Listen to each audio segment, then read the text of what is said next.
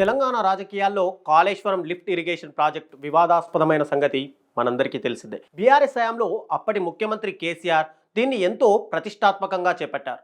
అయితే మేడిగడ్డ వద్ద ఇది కుంగిపోవడం, అన్నారం సుందిళ్లలో నిర్మాణ లోపాలు బయటపడడంతో ప్రాజెక్ట్ నిర్మాణం అంతా అవినీతిమయమంటూ కాంగ్రెస్ ప్రభుత్వం ఆరోపించింది.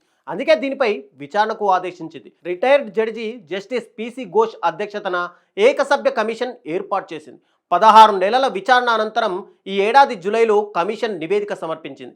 దీనిపై ఆగస్టు 31న రేవంత్ ప్రభుత్వం అసెంబ్లీలో చర్చించింది. అయితే ఈ అంశంపై తదుపరి విచారణను సిబిఐకి అప్పగిస్తూ రేవంత్ రెడ్డి ప్రభుత్వం నిర్ణయం తీసుకోవడంతో తెలంగాణ రాజకీయాలు ఒక్కసారిగా మరింత వేడెక్కాయి. అసలు ఈ కేసును కాంగ్రెస్ సర్కారు సిబిఐకి ఇవ్వడం వెనుక మతలబేంటి? దీనివల్ల ఎవరికి లాభం, ఎవరికి నష్టం? Watch the story.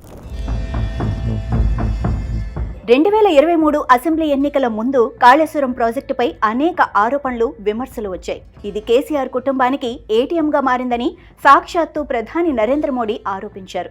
Congress party కూడా ఈ అంశాన్ని ప్రధాన ప్రచారాస్త్రంగా మార్చుకుంది. కాళేశ్వరం ప్రాజెక్టులో 1,00,000 కోట్ల అవినీతి జరిగిందని ఆరోపించిన కాంగ్రెస్ తాము అధికారంలోకి వస్తే ఈ అంశంపై విచారణ జరిపిస్తామని, దోషులను శిక్షిస్తామని ప్రకటించింది. అసెంబ్లీ ఎన్నికల్లో బీఆర్ఎస్ ఓడిపోయింది, కాంగ్రెస్ అధికారంలోకి వచ్చింది.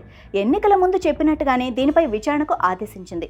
జస్టిస్ పిసి ఘోష్ దీనిపై విచారణ జరిపి జూలై 31న 665 పేజీల రిపోర్టు సమర్పించారు. మేడిగడ్డ, అన్నారం, సుందిళ్ల బ్యారేజీల నిర్మాణంలో అక్రమాలు, డబ్బు దుర్వినియోగం, నాణ్యతా లోపాలు, ప్లానింగ్ లోపాలను కమిషన్ ఎత్తి చూపింది. కేసీఆర్తో పాటు హరీష్ రావు, ఈటెల రాజేందర్పై ఆరోపణలు చేసింది. అంతేకాక పలువురు ఐఏఎస్ అధికారులు, ఇంజనీర్ల పాత్ర కూడా ఉన్నట్లు తెలిసింది. దీనిపై ఆగస్టు 31న అసెంబ్లీలో చర్చించిన రేవంత్ రెడ్డి ప్రభుత్వం చివరకు సీబీఐకి అప్పగిస్తూ నిర్ణయం తీసుకుంది. కాళేశ్వరం కేసును సీబీఐకి అప్పగించడం ద్వారా మాజీ ముఖ్యమంత్రి కేసీఆర్కు సీఎం రేవంత్ రెడ్డి ఊరట కల్పించారన్న ఊహాగానాలు వినిపిస్తున్నాయి. సహజంగా సీబీఐ విచారణ ఏళ్ల తరబడి సాగుతూ ఉంటుంది, అంత త్వరగా తేల్చదు. దీనిపై కేసులు, విచారణలు, వాయిదాలు, ఇలా ఎన్నో అంశాలు ఒక పట్టాన కొలిక్కిరావు. సీబీఐ కేసుల్లో శిక్ష పడినవి 2-3% కంటే ఎక్కువ ఉండవు. పైగా సీబీఐ కేసుల్లో రాజకీయ జోక్యం అధికం అన్న విమర్శలున్నాయి. కేంద్రంలో అధికారంలో ఉన్న పార్టీ చెప్పినట్టు సీబీఐ నడుచుకుంటుందన్న ఆరోపణలు ఉన్నాయి. బీజేపీ ఎప్పటి నుంచో కాళేశ్వరం అంశాన్ని సీబీఐకి అప్పగించాలని డిమాండ్ చేస్తూ ఉండగా ఇప్పుడు ఆ పార్టీ కోరిక నెరవేరినట్లయింది. రాజకీయ లబ్ధి కోసం సీబీఐ ద్వారా కాళేశ్వరం అంశాన్ని బీజేపీ వాడుకోవచ్చన్న ఊహాగానాలు తలెత్తుతున్నాయి. అవసరాన్ని బట్టి సీబీఐ కేసులను తెరపైకి తెచ్చి వాడుకోవటం బీజేపీకి అలవాటేనని ఇండియా కూటమి సభ్యులు విమర్శిస్తూ ఉంటారు. వాస్తవానికి సీబీఐని బీజేపీ చేతిలో కీలు బొమ్మగా కాంగ్రెస్ పార్టీ భావిస్తూ ఉంటుంది. అలాంటి కాంగ్రెస్ పార్టీ ఇప్పుడు కాళేశ్వరం ఇష్యూని సీబీఐకి అప్పగించడం ఆశ్చర్యం కలిగిస్తోంది. అయితే ఇక్కడ మరో అంశం కూడా తెరపైకి వస్తోంది. కాంగ్రెస్, బీఆర్ఎస్ ఒక్కటేనని బీజేపీ ఎప్పటి నుంచో ఆరోపిస్తోంది. అలాంటి బీజేపీ చేతిలో కేసీఆర్ జుట్టు పెట్టడం ద్వారా ఆ పార్టీ ఎలాంటి చర్యలు తీసుకుంటుందో చూడాలని రేవంత్ రెడ్డి భావించినట్లున్నారు. అందుకే కాళేశ్వరం అంశాన్ని సీబీఐకి అప్పగించి బీజేపీని ఇరుకున పెట్టారన్న వాదన వినిపిస్తోంది. ఇప్పుడు ఈ కేసు విషయంలో ఎలాంటి జాప్యం జరిగినా బీజేపీని టార్గెట్ చేసేందుకు కాంగ్రెస్ పార్టీకి అవకాశం దొరుకుతుంది. అదే సమయంలో బీజేపీతో రహస్య దోస్తానా అంటూ బీఆర్ఎస్ను కూడా విమర్శించొచ్చు. రేవంత్ రెడ్డి వ్యూహం ఇదే అయి ఉంటుందని విశ్లేషకులు అంచనా వేస్తున్నారు. ఒకవేళ కేసీఆర్ మీద చర్యలు తీసుకోకపోతే బీజేపీని మరింతగా టార్గెట్ చేయవచ్చు. చర్యలు తీసుకుంటే కేసీఆర్ అవినీతి నిజమేనని చెప్పవచ్చు. ఇలా రెండు వైపులా తన కత్తికి పదును ఉండేలా రేవంత్ రెడ్డి చూసుకుంటున్నారు. అయితే రాష్ట్రాలు సిఫార్సు చేసే కేసుల్ని సీబీఐ తీసుకోవచ్చు.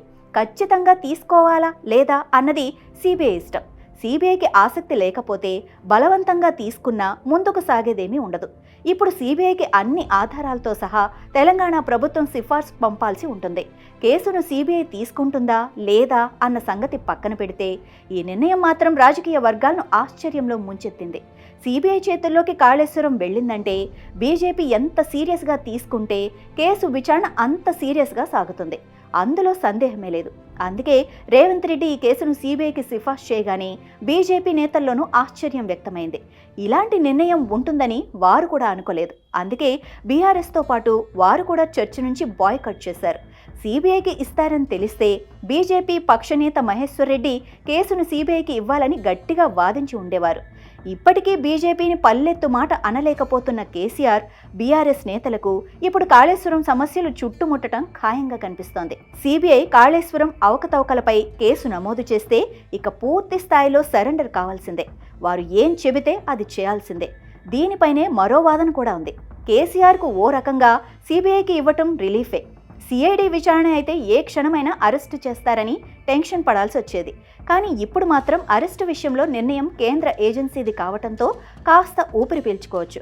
కానీ బీజేపీకి అణిగిమణిగి ఉండాల్సిందే. సాధారణంగా ఇలాంటి పొలిటికల్ వెపన్స్ను అధికార పార్టీలు దగ్గరే ఉంచుకుంటాయి, ఇతరులకు ఇవ్వవు. కానీ తెలంగాణ సీఎం రేవంత్ రెడ్డి తాను ఎంతో కష్టపడి సిద్ధం చేసుకున్న ఆయుధాన్ని బీజేపీకి ఇచ్చేశారు. ఆయన నిర్ణయం వెనుక కాంగ్రెస్ పార్టీలోనూ ఆశ్చర్యం వ్యక్తమవుతోంది. ఈ విషయంలో రేవంత్ రెడ్డి పూర్తి స్థాయిలో రాజకీయం చేశారన్నది ఎక్కువ మంది అభిప్రాయం. తాము కాళేశ్వరంపై చర్యలు తీసుకుంటే అది కక్ష సాధింపుగా ప్రజలు భావిస్తారని, అది తమకు రాజకీయంగా నష్టమని, కేసీఆర్కు సానుభూతి వస్తుందని అనుకున్నారు. అదే సమయంలో సిబిఐకి సిఫార్సు చేస్తే రెండు వైపులా సేఫ్. చర్యలు తీసుకుంటే అంతకంటే కావాల్సిందేమీ లేదు. ఒకవేళ తీసుకోకపోతే ఆ రెండు పార్టీలు కుమ్మక్కయ్యాయని ప్రచారం చేయవచ్చని ప్లాన్ చేసుకుంటున్నట్లుగా భావిస్తున్నారు. కారణం ఏదైనా ఇక నుంచి కాళేశ్వరం వివాదం బీజేపీ, బీఆర్ఎస్ మధ్య మాత్రమే ఉండేలా సీఎం రేవంత్ రెడ్డి నిర్ణయం తేల్చేసింది. ఇది నిజంగానే కాంగ్రెస్కు రాజకీయంగా లాభమా లేక నష్టమా అన్నది జరగబోయే పరిణామాలే నిర్ణయించాల్సింది.